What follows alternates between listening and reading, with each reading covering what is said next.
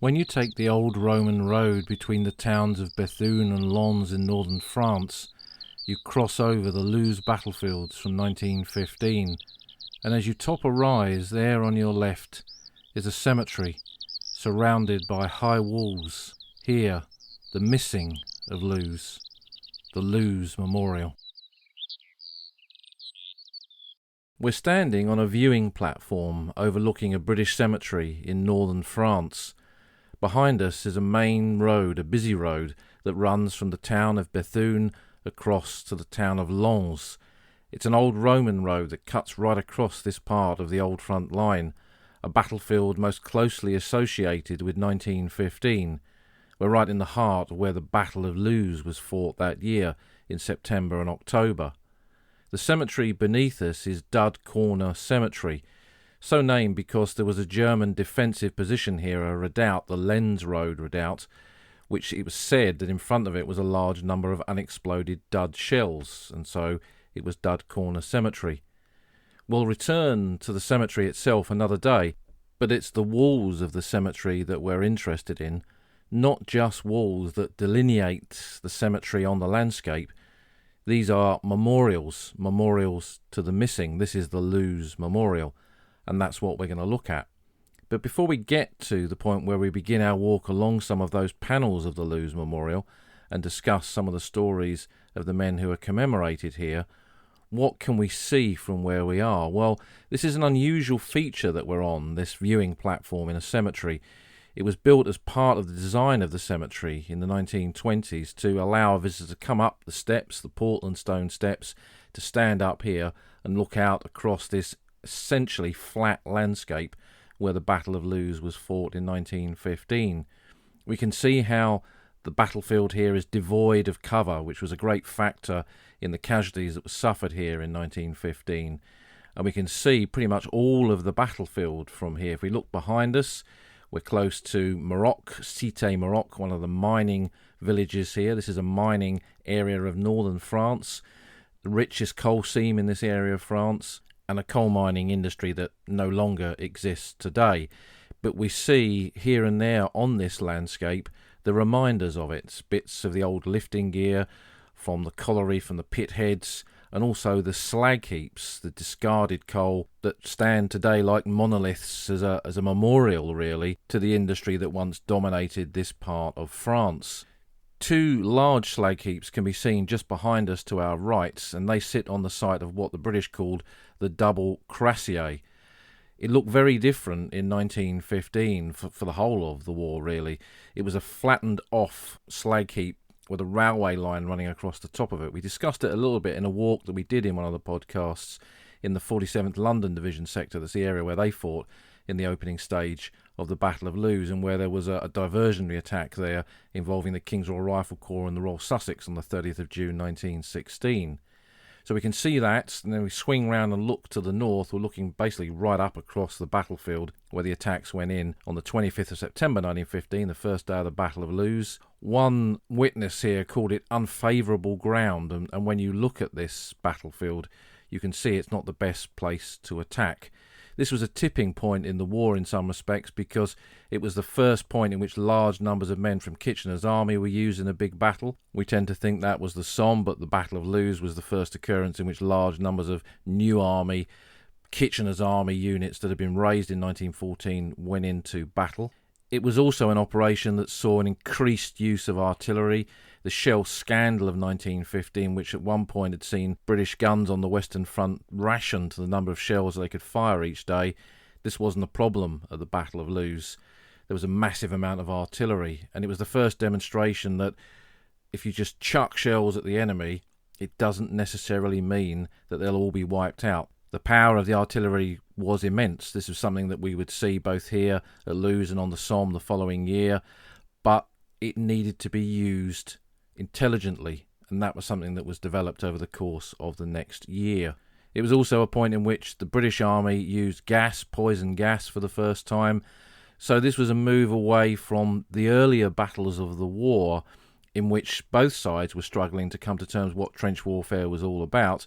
But from the British perspective, it was a move, an increasing move, to what you could describe as total war, where any and every weapon was justified on the battlefield, whether that's small arms, rifles and machine guns, through to the massive amount of heavy guns that could be used, and now here at Loos for the first time, poison gas.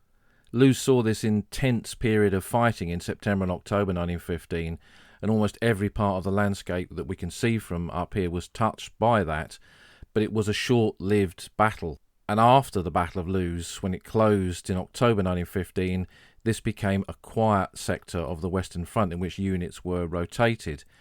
If we look to our northeast from here, we're looking up towards the village of Hullock, and in that area, in late 1915 on into the spring of 1916, the 16th Irish Division served in that sector. They were one of the new army divisions raised in Ireland in 1914, all volunteers, largely from southern Irish regiments, and then brought over here to acclimatise to trench warfare. They came under quite a lot of gas attacks at Hullock in that spring of 1916. There was mining activity there, and a lot of their men were used as tunnellers on this part of the front before they shipped up and moved down to the Somme to take part in the fighting at Ginchy and Guillemont in September of 1916. So during those 4 years of the war, this landscape saw the rotation of many, many units of the British and Commonwealth forces through here. The Canadians came here in the summer of 1917 in between their victory at Vimy and their fighting at Passchendaele in the autumn, and they took part in an operation against Hill 70, the rising ground we can see just beyond Loos village. So it was an area of intense activity, but long periods of static trench warfare as well. And the memorial that commemorates the missing from this sector from September 1915, with the opening day of the Battle of Loos on the 25th of September through to the end of the war, reflects that. So a large proportion of men commemorated here are from that 1915 battle, but not only that battle, as we'll discover as we walk around the memorial. We'll go down the steps now to begin our walk, but as we do so, we'll pause for a minute just to think about how these memorials to the missing came into being. At the end of the Great War, on most battlefields, at least 50% of the dead did not have a known grave. They were either buried as unknown soldiers when the battlefield clearance parties went in and began to clear the battlefields and found dead buried during the war, either by shell fire or buried in shell craters or impromptu graves on the battlefield. They discovered that a large number of these men were unidentifiable. So what to do with the missing of the Great War? And a number of ideas have been put forward, which we've discussed in previous podcasts. One of those was in cemeteries like this to place headstones along the edge of the cemetery wall to commemorate the missing who were killed in the fields around it. Now, we'd struggle to identify men who were killed in these locations even today with all the records, the vast amount of records, particularly digitised ones that we've got available to us. So that task would have been impossible in the 1920s. So it was abandoned, that idea.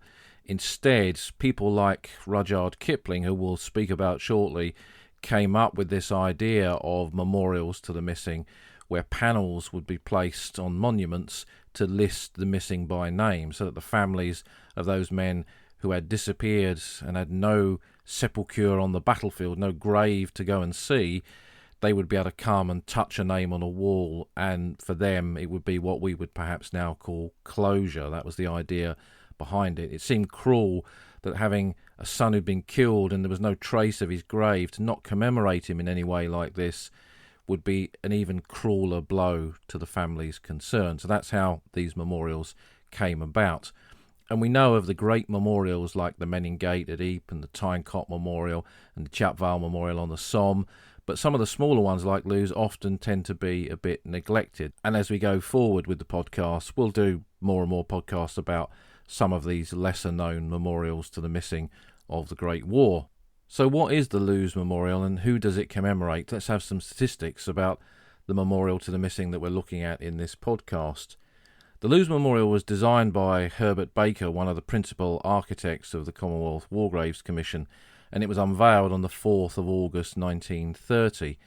Originally there were 20,712 names here. Now I say originally because, as with all of these memorials to the missing, from the time that the records were compiled to engrave the panels to the point at which the memorial was actually unveiled and put in place, in this case, could easily be a good decade between those 2 points.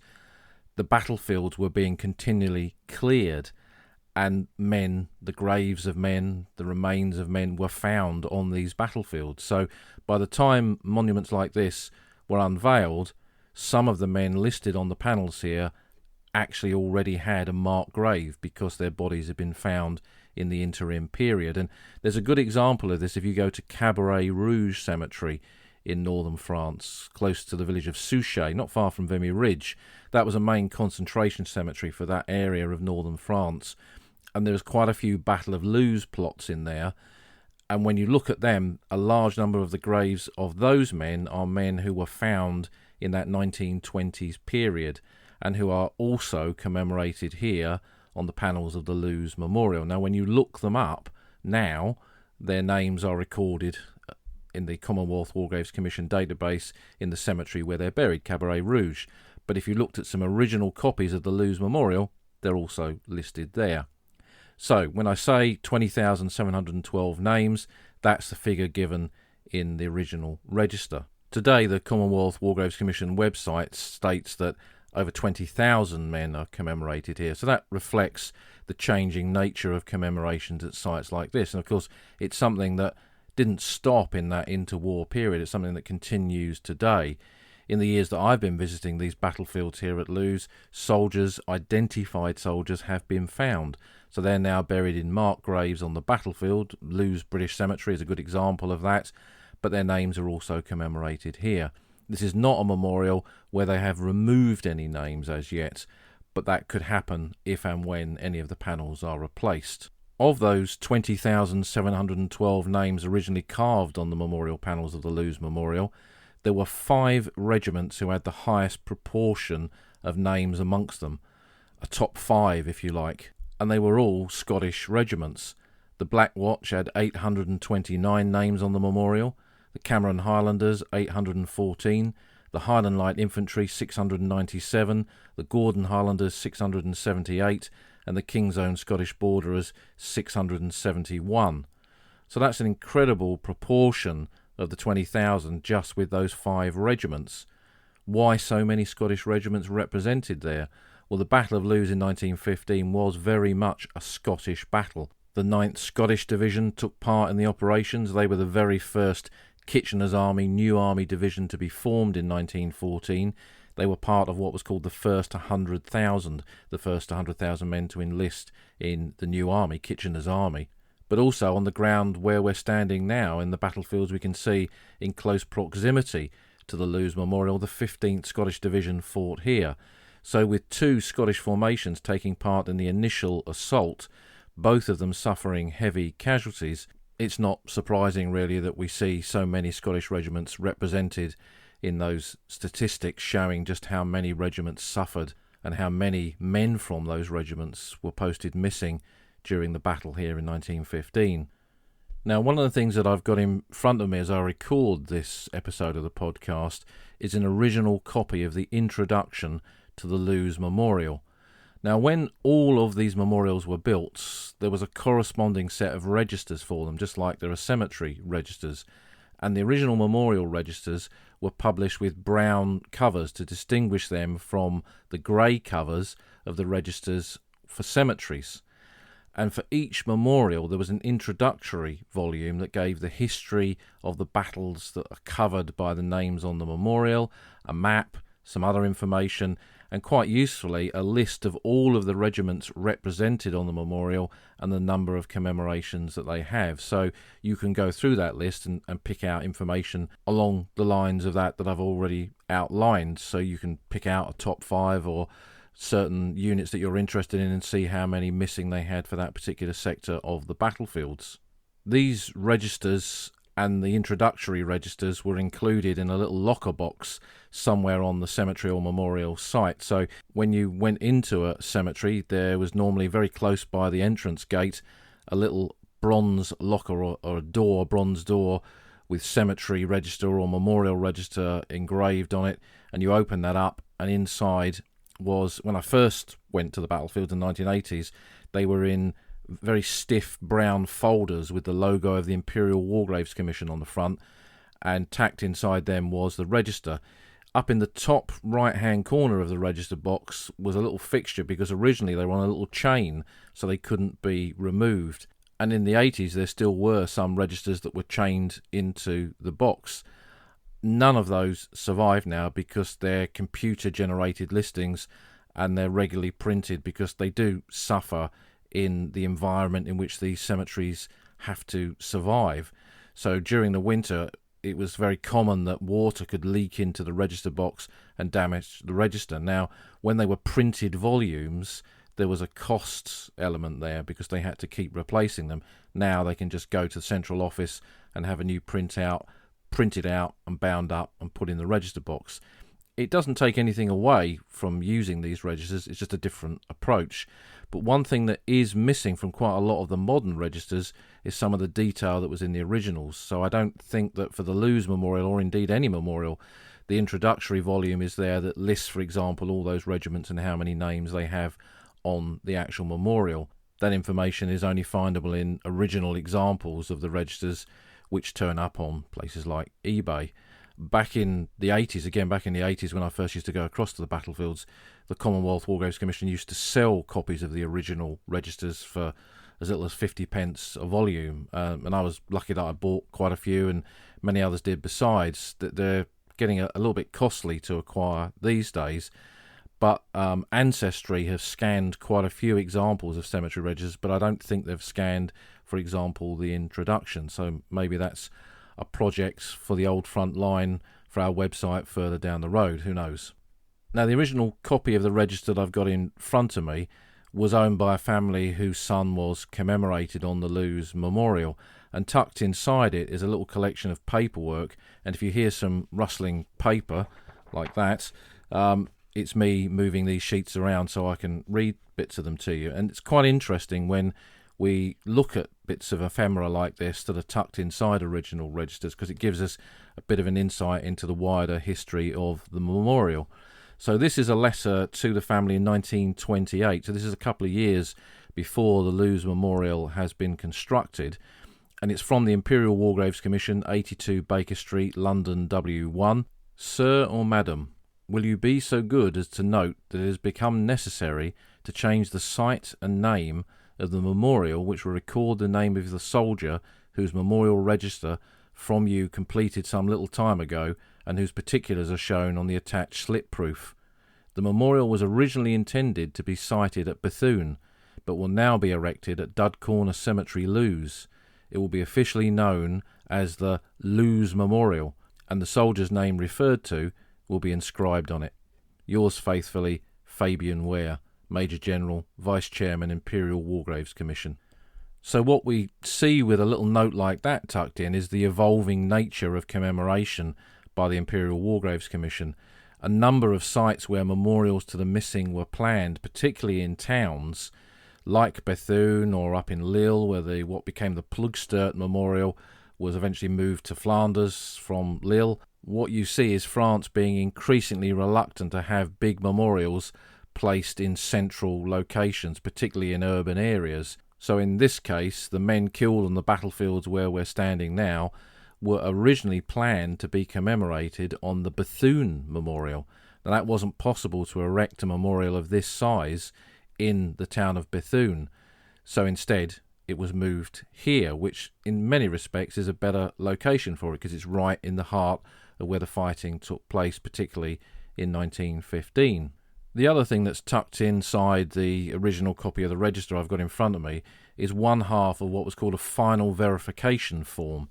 And this was a document, a two-sided document with a perforation down the middle, which you tore down to remove the bit that you submitted back to the Imperial War Graves Commission, where the details of the soldier who would be inscribed, in this case on the memorial, were listed, and you could correct those if they were incorrect, and you could add details to them, like age, which was not listed, like details of previous military service, like the fact that it was one of several sons who had died in the war, and also details of who you were because you were obviously applying on behalf of your late son or husband, and you could put in there son of Mr. and Mrs. Smith of Hope Street, Manchester, or husband of Mrs. Brown of Eastbourne or Bognor Regis or whatever. And in this case, I don't have the section that required to be returned because this family returned it. But what's quite interesting when you look through memorials to the missing, like Loos, you see that for many of the soldiers there's no details whatsoever except their basic military details: name, rank, number, units, date of death. And I think that with missing soldiers, because they were missing even a decade or more after the end of the Great War, perhaps there was almost still that hope that one day they might return. And if you comply with the commission by filling in this form and returning it, are you having to admit that you know that they're never coming back? And maybe there was a greater reluctance on the part of the families of missing soldiers to send these forms back compared to the ones for men buried in cemeteries, because with a known grave there's no disputing that he died. So this is all part of the fascinating history, really, of objects like this and what they tell us about the wider history of commemoration and the cemeteries and memorials of the Great War. So let's begin our walk now. As we get down to the panels, we're going to start at panel 1 and work our way around the memorial.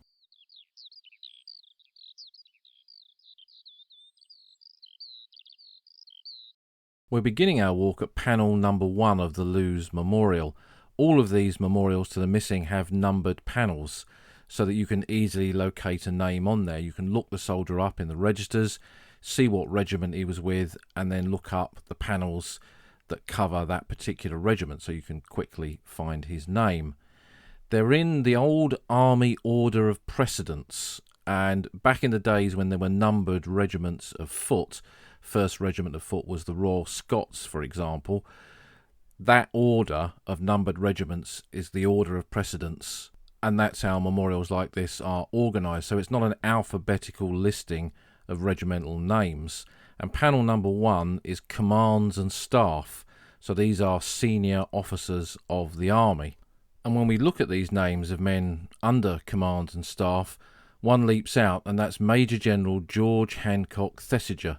Thesiger was born in 1868, was educated at Eton and Sandhurst, a familiar routes into the regular army long before the Great War, and he joined the Rifle Brigade as a young officer and served with them in Egypt and in the Battle of Omdurman, for example, and later in the Boer War, where he was badly wounded in the Battle of Wagon Hill in 1900. By 1914, he was in India, and he returned to Britain on the outbreak of war and went across to France in December of 1914, where he was initially given command of a brigade, so commanding 4 infantry battalions, so about 4,500 men. He then came back to Britain, was given a divisional command, so now in charge of nearly 20,000 men, and then was sent across to France again, where on the 8th of September 1915, only a few weeks before the Battle of Loos, he took command of the 9th Scottish Division. And on the first day of the Battle of Loos, his men attacked the Hohenzollern Redoubt, this big German strongpoint close to the village of Auchy-les-Mines. And the units that went into the assault there got into the redoubt, but at great loss. In particular, heavy losses amongst officers, particularly battalion commanders. So a large number of lieutenant colonels commanding these infantry battalions under his command had been killed or wounded. So he went forward with his own staff to try and ascertain what was happening, to try and direct the course of the battle when they came under shell fire, and he and his staff were killed. Because of the nature of the fighting at the Hohenzollern Redoubts, having captured it in the early stage of the battle, the Germans eventually threw the British forces out of there, and it meant that the bodies were never recovered. So Major General Thesiger became the most senior officer killed at Loos with no known grave. So when we stand and look at Thesiger's name on this memorial, and we think of that concept, which is not new to the modern generation that studies the Great War, there was an idea at the time. One of the Canadian veterans wrote a book called Generals Die in Bed, And this idea that there were these chateau generals miles behind the lines with their feet up, drinking champagne, eating foie gras, while coldly reflecting upon the losses within their command, Thesiger and many others like him really challenged that idea, challenged that misconception of what senior officers did and had to do on battlefields like these. The Battle of Loos, as I mentioned, was a bit of a tipping point, and one of those tipping points in terms of command was the idea that men of this rank really shouldn't be on the battlefield, that his job was to stand back and survey the battle from a distance, make decisions based on intelligence that was coming in, and then direct the course of the fighting from a building like a chateau or a large factory or whatever it was, from somewhere away from the actual fighting. But of course, men like Thesiger, having gone to public school, having gone into Sandhurst, as young officers, they were taught to lead by example. And that's something that was at the very core of who these men were. And they found it very, very difficult to just stand back and let the whole thing unravel. And they couldn't resist going into the action, going into battle like this, and often, like him, paid for it with their lives. So this whole concept of lions led by donkeys, uncaring generals, men never having any idea of what the fighting was like, seeing a name like Thesiger's on a memorial to the missing like this challenges that, I think. Now, following the panels along, we get to the area where the Guards regiments are commemorated. The Guards division that brought together all of these Guards regiments, including the newly formed Welsh Guards. The Battle of Loos was their first action on the Western Front. We also see the Irish Guards on here, and amongst it, Lieutenant J. Kipling. That's John Kipling, or Jack Kipling he's often referred to, my boy Jack as Kipling called him, the son of Rudyard Kipling, the great author and poet and writer of that period before the Great War. The young Kipling was killed at the Battle of Loos, his first battle as a platoon commander.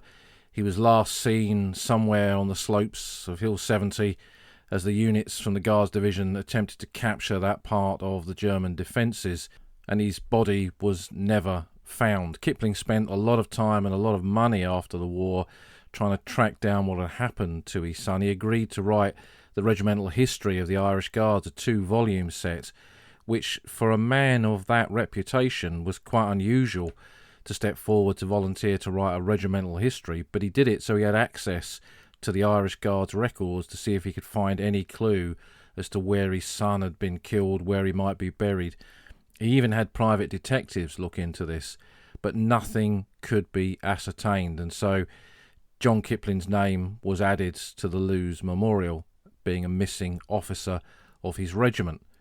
When the monument was unveiled in the summer of 1930, Kipling paid for a local Frenchman to come up to the memorial every evening at dusk, and to replicate what was by then already happening at the Menin Gate at Ypres, he got him to play the last posts. So we tend to think the last post being sounded on a regular basis at a memorial is unique to Ypres, unique to the Menin Gate, but it happened here as well, from the period of the unveiling of the memorial in 1930 through to Kipling's death a few years later, when it stopped. Back in the 1990s, a member of Commonwealth War Graves Commission staff, Norm Christie, a Canadian, was researching Canadian officers who had died on this part of the Western Front, and ascertained from their records that there was an unknown lieutenant of the Irish Guards buried in St Mary's ADS cemetery on the Loos Battlefield, and submitted a case which was then accepted, and there is a headstone in that cemetery now bearing Kipling's name. It's a fascinating story, John Kipling, and indeed Rudyard Kipling's involvement in the commemoration of the dead of the Great War, and one that really deserves its own podcast, and it's something that I'll return to. But when we stand here and we look at Kipling's name, we see really that the whole story of the Great War isn't over, will never be over, because the ongoing debate as to what happened to John Kipling, whether that headstone is him, continues to this day. Further along this stretch of the wall, we come to the Suffolk Regiment panels, and as we look to where the officers' names are listed, we see Charles Hamilton Sawley. He's one of the lesser-known war poets. Some of his work appears in anthologies of Great War poetry, Born in Aberdeen in 1895, he won a scholarship to University College, Oxford, before the Great War. And in 1914, when the war broke out, he was in Germany and was interned briefly at Trier before being released and coming back home, where he enlisted as an officer in the 7th Battalion of the Suffolk Regiment, part of the 12th Eastern Division. He came across to France with them in May of 1915 and served in the sector around Armentières and Fleur Bay, and then came down to take part in the Battle of Loos, where he was killed in action, allegedly shot by a sniper on the 13th of October 1915. Why does he have no known grave when we know the circumstances of his death and he was an officer? Well, again, like so many in that battle, they were killed and their bodies were unrecoverable, or they were buried in battlefield burial sites, shell holes or field graves that were subsequently destroyed by later shell fire. Because although, as we mentioned, the Battle of Loos was short-lived, there was another 3 years of the war to go after that, and continuous bombardments of this ground throughout that period. So many graves that had not been properly registered or recorded were subsequently lost, and when the battlefields were cleared, remains were found, like that grave we spoke about of the unknown lieutenant of the Irish Guards, that may or may not be Kipling. When they were found, there was nothing on them to really confirm whose body that was. So Sawley is commemorated here.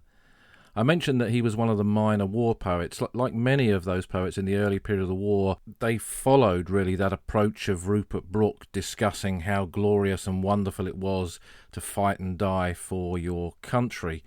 Rupert Brooke died from a mosquito bite on the way to Gallipoli. He'd served very briefly at Antwerp, but not in any kind of major battle. And one wonders with Brooke, if he'd have gone on to serve in Gallipoli, survive Gallipoli and had written about it, how would his war poetry have changed? With Charles Hamilton Sawley, we do see a change. We see his experience of warfare, static trench warfare, in the approaches to the Battle of Loos reflect the change that he had in viewing the war. And that is then reflected in his poetry. So probably his best known poem is this one. Charles Hamilton Sawley, When You See Millions of the Mouthless Dead. When you see millions of the mouthless dead across your dreams in pale battalions go, say not soft things as other men have said, that you'll remember, for you need not so. Give them not praise, for deaf, how should they know it is not curses heaped upon each gashed head? Nor tears, their blind eyes see not your tears flow, nor honour, it is easy to be dead. Say only this, they are dead, then add thereto, yet many a better one has died before. Then scanning all the o'ercrowded mass, should you perceive one face that you loved heretofore, it is a spook. None wears the face you knew. Great death has made all his for evermore. And a poem like that could not have been written without frontline experience, without seeing the realities of the battlefield. And when you stand here and you look at Sawley's name, you begin to wonder, what great literature would he have produced? What great poetry would have flowed from his pen if it had survived the Battle of Loos? Would this be a name that we know as much as Sassoon and Graves and Owen? We can only but speculate. Another one of these young lives unfulfilled in so many ways.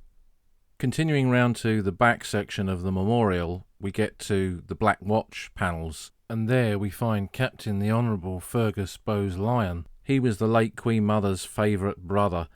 She always said that when she stood near the cenotaph or at any remembrance ceremony, it was her brother Fergus that she always thought of. And she started that tradition with the tomb of the unknown warrior by placing her wedding bouquet on that tomb. And she did it in memory of all of those missing in the Great War, of course, but in particular for her brother Fergus, whose name is listed here.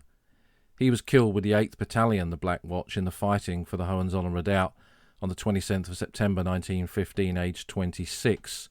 And as we mentioned with the story of John Kipling, the Great War, the story of the Great War still evolves, because in 2011 his grandson stepped forward with new evidence to show that he had once been buried in Quarry Cemetery, very close to the site where the redoubts was located. And this evidence was accepted by the Commonwealth War Graves Commission, and a new headstone with Fergus Bowes-Lyon's details on it was added to a plot in Quarry Cemetery with "buried near this spot" engraved on the top of it. So we see again how new evidence, new information comes forward, and the whole commemoration, the history of the commemoration of the dead, continues to evolve. The story of his burial, though, was something that was reported at the time. His batman was a soldier called Alfred Anderson, and incredibly, Alfred Anderson was still alive in 2003 at the age of 107. I remember reading accounts of him at the time being Scotland's oldest man, and he spoke about how he had buried his officer in a cemetery close to the battlefield and sent the family a little sketch showing what the grave looked like. And I guess it was that information that was part of what was submitted to the Commonwealth War Graves Commission to get them to change the details and add that headstone in Quarry Cemetery. And I'll put a picture of the headstone up so you can see what it looks like on the Old Frontline website, oldfrontline.co.uk. We'll continue now into one of the little bays, if you like, of the memorial. There's two circular shaped sections at the back of the memorial where the panels curve, and there's one that I always go to because in there are the men from the Royal Sussex Regiment, and that's what we'll look at in our final bit of this podcast.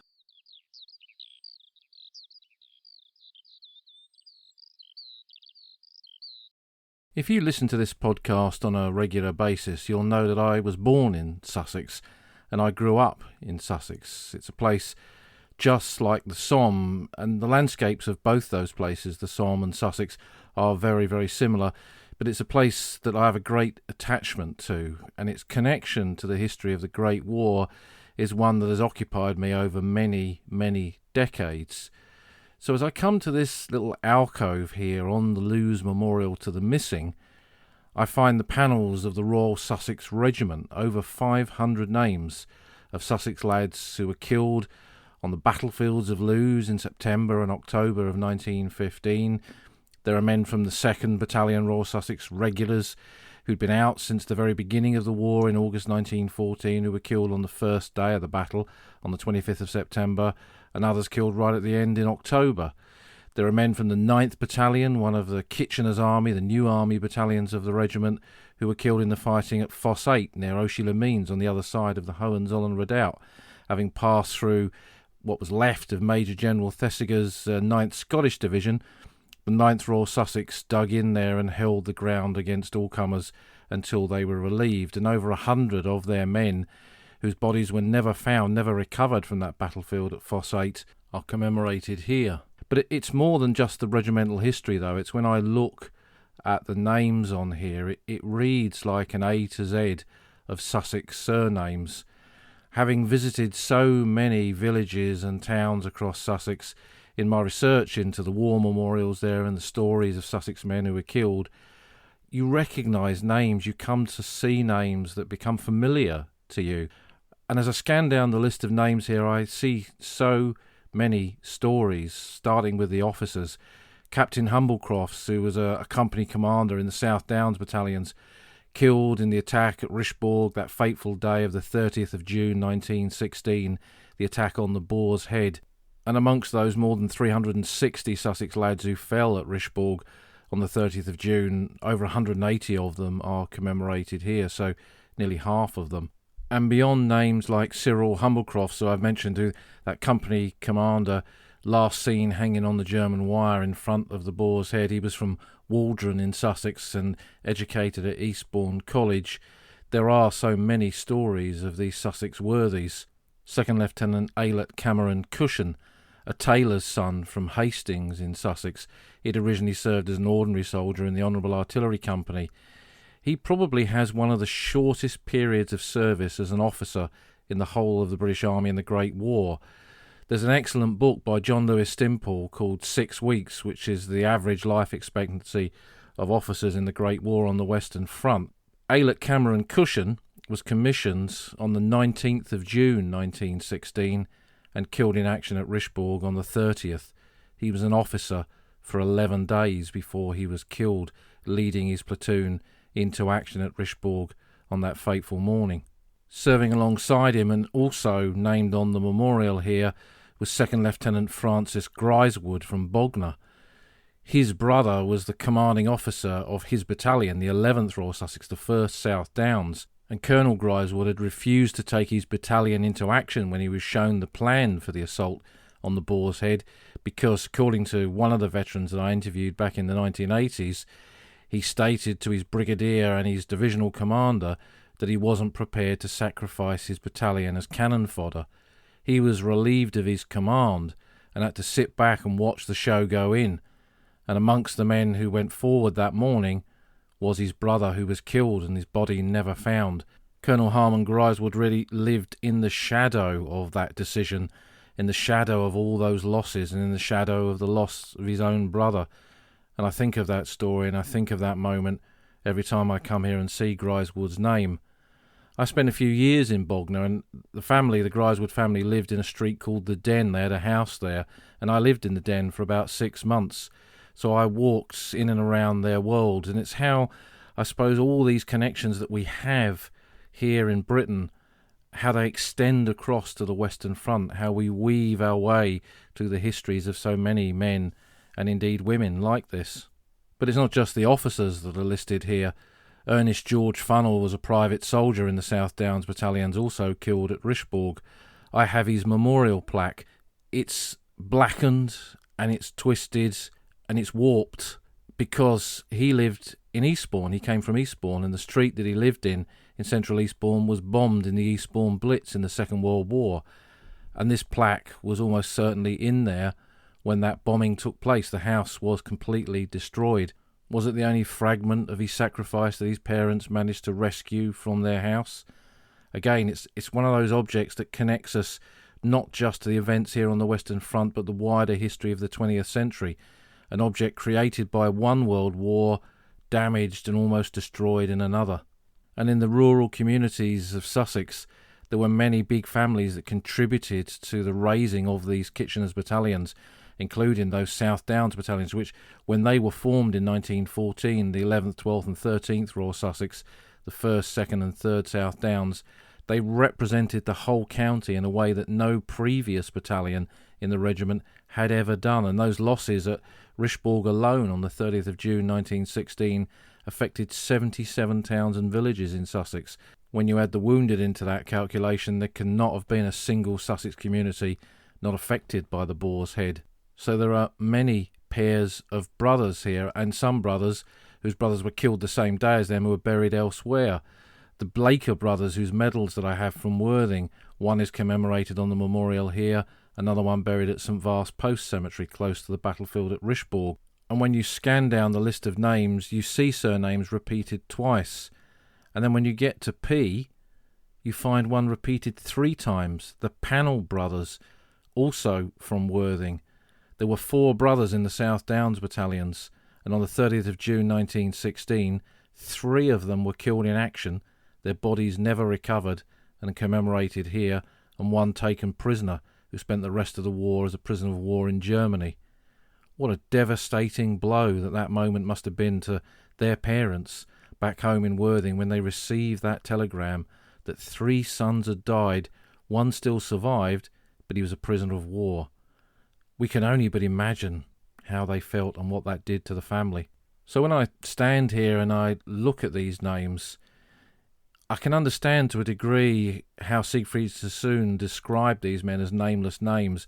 It's easy to be swept away by these lists. It's easy just to see long, long lines of names disappearing into infinity and forget that each one represented a life. It represented people that loved them and people that they loved left behind to live forever with the legacy of their loss. And with missing soldiers, as we've spoken about many times on this podcast, how much worse was that, with nothing to see except this name on a wall and hope beyond hope that somehow they'd survive, somehow they would come back. And a dozen years after the end of the Great War, with the construction of the Loos Memorial, These Sussex lads listed here and all the thousands of others that are listed on the walls around where we're standing now, for their families, it was journey's end. They were never coming home. They were never returning from the old front line.